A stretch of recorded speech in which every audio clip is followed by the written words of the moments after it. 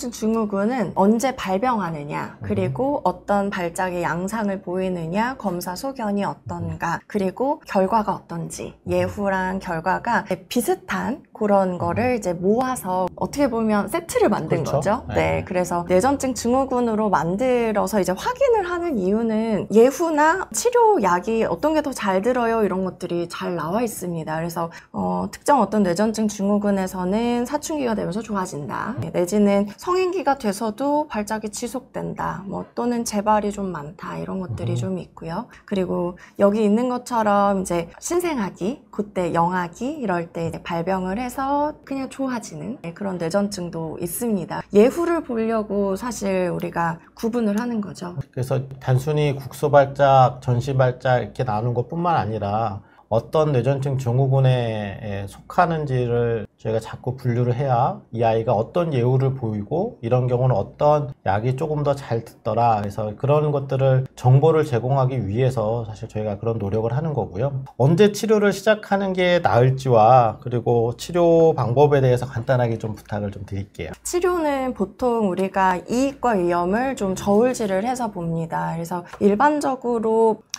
약을 먹거나 치료를 했을 때 우리가 얻을 수 있는 이득은 발작을 예방할 수 있다. 그러므로 인해서 일반적인 일상생활을 잘 유지할 수 있다는 장점이 있습니다. 굉장히 큰 장점입니다. 그리고 이런 이제 불안한 거, 뭐 염려되는 거, 이런 것들이 해소가 될 수 있는 그런 부분이고요. 위험이라기보다는 약이나 이런 치료를 통해서 오게 되는 부작용, 불편감, 이런 것들을 저울질을 해서 이득이 더 많다, 그럼 그때는 치료를 시작하는 편입니다. 꼭 저울질을 해서 개개인마다 똑같은 진단명이 있다 하더라도 물론 꼭 치료를 빨리 해야 된다고 적극적으로 권장하는 증후군이 있지만 어떤 경우에는 그런 저울질을 통해서 보호자와 아이와 상의를 한 다음에 결정하는 경우가 많이 있죠. 치료는 주로는 약물 치료를 많이 하게 되죠. 보통은 2-3년 정도 약물 복용을 하고 그리고 소아에선 식이 치료도 하고 필요에 따라서 수술도 하게 될 것 같고요. 목표는 어쨌든 경련이 없고 약물 부작 없이 잘 지내게 하는 것이 가장 큰 목표이죠. 이 발작에 대한 두려움, 여기서부터 한번 좀 설명을 좀 해주시면 어떨까 생각해요. 네. 중고등학생,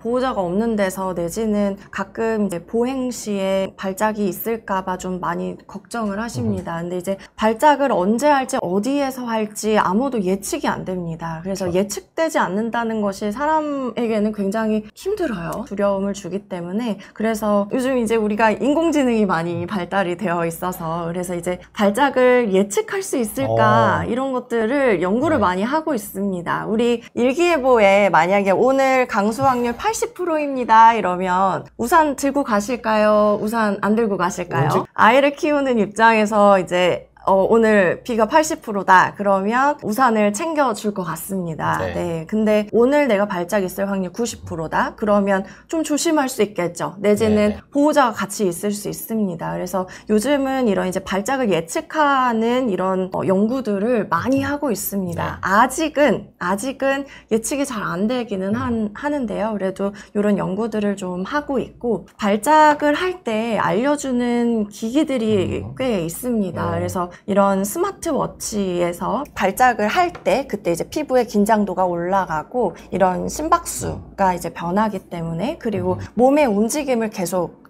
모니터를 할 수 있어서 그런 스마트워치들이 사실 많이 사용되고 있고요. 그래서 아이가 발작이 있을 때 보호자한테 알람을 줍니다. 그러면 이제 보호자가 아이를 찾아볼 수 있겠죠. 그쵸. 네. 만약에 잠자는 동안에 발작이 많다 이런 경우에는 이불 깔개 밑에 이런 이제 패드나 아니면 이런 움직임을 감지하는 그런 기기를 이제 놓고 잠을 재우기도 하고요. 그래서 우선은 이런 발작이 있을 때 알려주는 기기는 요즘 시중에도 많이 이용을 하고는 있어요. 하고는 있는데 근데 이게 또 문제는 알람을 잘못 알려주는 경우도 가끔 있습니다. 모든 형태의 발작에 다 해당이 되지는 않고 좀 큰 몸의 움직임이 있는 그런 환자들한테 도움이 되고 또 어떻게 보면은 예측을 하면 좋기는 한데 큰 의미에서는 예측보다는 증상이 발생되었을 때 그 증상을 이제 보호자가 놓치고 아이가 위험한 상황에 있을 수 있으니 그거를 빨리 이제 알려주는 그런 게 지금으로서는 훨씬 더 큰 도움을 주는 것 같아요. 어쨌든 우리가 미리 예측을 하기 위해서 이런 연구들이 좀 많이 되고 있는 것 같아서 네. 저도 이 부분은 관심을 많이 갖고는 있는데 현실에서는 아직은 많이 이렇게 쓰지는 못하고 있는데 필요할 것 같아요. 네, 저도 그리고 굉장히 좀 도움이 많이 될 기대를 것 하고 같습니다. 있습니다. 네. 횟수가 많지 않은 사람들한테 그게 꼭 필요한 상황은 아닙니다. 우리 뇌전증을 둔 부모님들이